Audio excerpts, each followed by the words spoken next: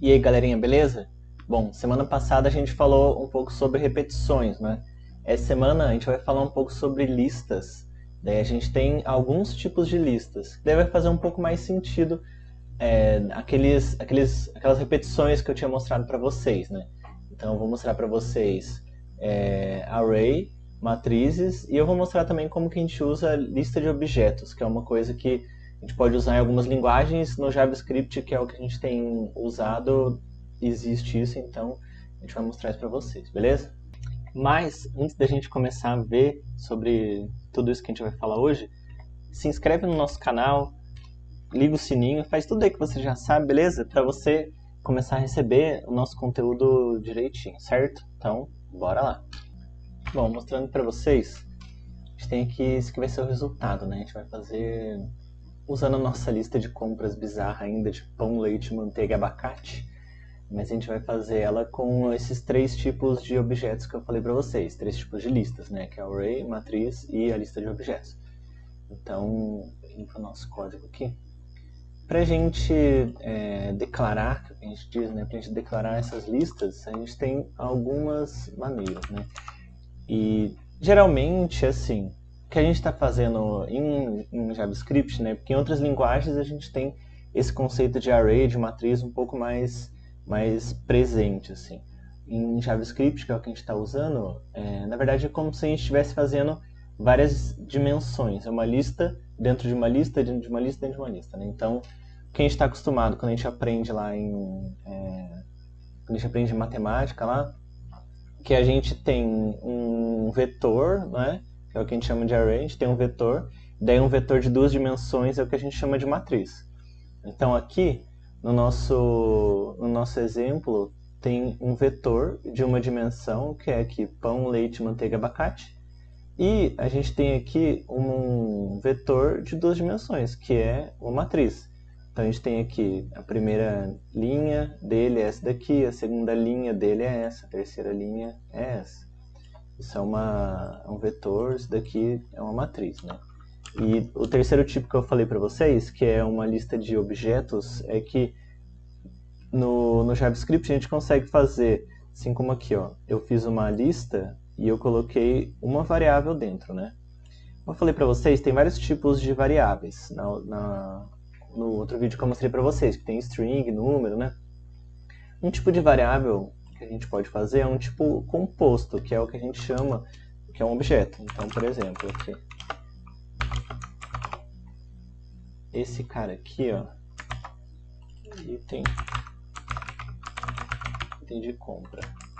Esse cara aqui é um cara composto, tá vendo? Que a gente dentro do mesmo item a gente colocou dentro do mesmo objeto, né, a gente colocou o item pão, quantidade e valor. Tá vendo que ele tem tipos diferentes? Isso daqui é uma string, que é um texto, ou ele pode ser um número, tanto faz. Pode ser que ele foi comprado. Aí eu posso colocar aqui false. Que então a gente tem um boolean, um inteiro, um número, né? Que é segundo inteiro, um número ou um string. Então eu posso fazer uma lista desse tipo aqui. Eu fiz aqui uma lista de objetos. Como que a gente vai usar? Vou mostrar aqui. No primeiro caso, aqui até usando aquele conceito que a gente viu na aula passada, que são os loops. Então aqui no começo, a gente fazendo um loop que eu mostrei para vocês, e como que eu acesso cada um dos itens desse vetor, dessa matriz. A gente acessa dessa maneira aqui. Então, por exemplo, aqui nesse exemplo array que eu coloquei, eu tenho, esse aqui é o item 0, 1, 2, 3. Ele começa contando sempre do 0. No caso dessa linguagem, né? Outras linguagens ele começa contando do 1. No caso do JavaScript ele começa contando do 0. Então, como eu falei, aqui eu vou fazer um loop começando do 0 e eu vou indo até a condição de parada, que é o tamanho dessa lista, desse vetor.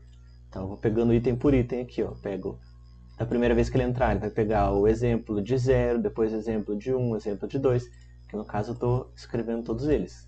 Aqui no resultado nosso, pode ver, ó, que ele escreveu pão, leite, manteiga, abacate, certo? Agora, como que eu acesso o segundo item, né? Cada vez que eu coloco uma dimensão a mais, como eu falei, é só a gente colocar um outro na frente. Se a gente for pensar, esse cara aqui é a variável, né? Para eu acessar o primeiro item dessa variável, eu coloco isso daqui.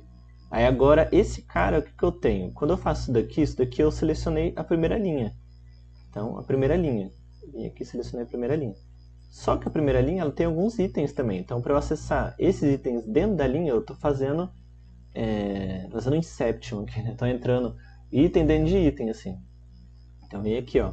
No primeiro, aqui, no loop mais de fora, eu estou indo as compras. Que aqui eu fiz tipo, como se fossem várias compras, né? Eu vou comprar pão, leite, abacate, pão, leite, manteiga, abacate e leite, abacate. Então eu faço um loop de fora, que eu pego a compra, e aqui dentro, agora eu estou iterando. Essa é o que a gente chama de iterar, é a gente andar dentro de uma lista. Estou iterando essa lista até o tamanho máximo dela. E aí o que eu estou fazendo? Eu estou pegando agora o último item o item que tem específico lá, né? Dentro daquela linha, o primeiro item. Então beleza, aqui eu estou escrevendo ele. Aí agora, no exemplo um pouco mais complexo aqui, né? Um pouco mais elaborado, a gente está vendo uma lista de objetos. Então, o que eu fiz aqui? Como que eu tinha colocado o nome dos objetos, a quantidade e o valor, eu vou fazer tipo a soma da compra, como se fosse uma compra. Como eu mostrei para vocês. Eu tenho aqui uma string, cada vez que eu estou passando no item, eu estou aqui somando tanto o valor da string, daí quando a gente soma o valor da string, a gente vai colocando um na frente do outro, que é o que a gente chama de concatenar. Eu estou aqui concatenando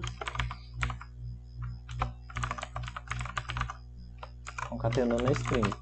Eu estou fazendo a lista, vai ficar vamos comprar leite, vírgula, colocando uma vírgula aqui para ficar bonitinho. Leite, pão, manteiga, abacate.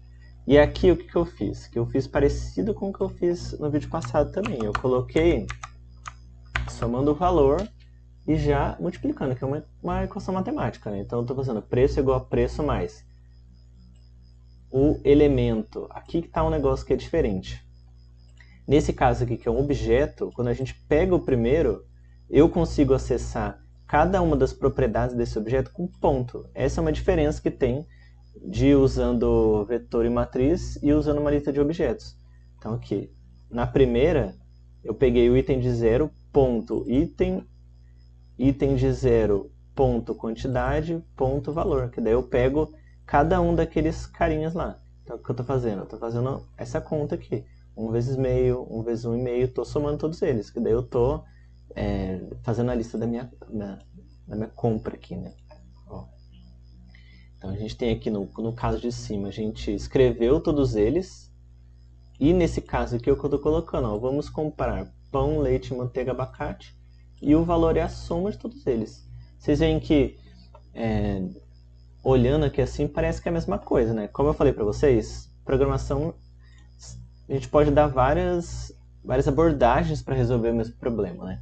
É que eu estou fazendo um problema usando 3 características dessa linguagem, que é uma lista de 2 dimensões, eu podia ter várias dimensões aqui, ou uma lista de objetos. Então, é isso aí.